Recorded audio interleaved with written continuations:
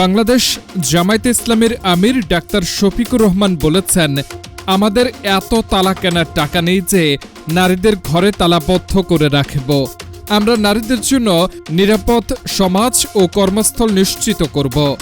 বড় শহরগুলোতে আলাদা বাস সার্ভিস চালু করা হবে যাতে নারীরা নিরাপদে চলাচল করতে পারেন। সোমবার দুপুর 12টায় কুষ্টিয়া আবরার ফাহাদ স্টেডিয়ামে কুষ্টিয়া জেলা জামায়াতে ইসলামী আয়োজিত নির্বাচনী জনসভায় তিনি এসব কথা বলেন। বাংলাদেশ জামায়াতে ইসলামের আমির ডাক্তার শফিকুর রহমান বলেন, আমরা গভীরভাবে বিশ্বাস করি যারা 54 বছর ধরে দেশটাকে খাবলে খামছে একেবারে তছনছ করে দিয়েছে, তাদের দৃষ্টিভঙ্গি ও চরিত্র পরিবর্তন না হলে দেশের জন্য ভালো কিছুই করতে পারবে না।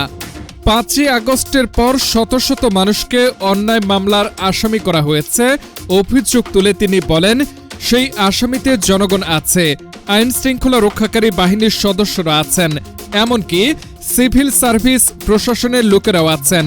এই তো হয়ে গেল মামলা বাণিজ্য। জায়গায় জায়গায় আমাদের ভাইয়েরা নেমে পড়লেন চাঁদাবাজি করতে। এই ভাইদের প্রতি আমরা খুব দরদ ভরা মনে বলতে চাই, সত্যি যদি আপনাদের সংসারে অভাব অনটনের কারণে আপনারা এই কাজগুলো করে থাকেন, আপনারা এখান থেকে সরে আসুন। আল্লাহ আমাদের যে রিজিক দিয়েছেন ওটাই আপনাদের সঙ্গে ভাগাভাগি করে ফেলতে রাজি আছি।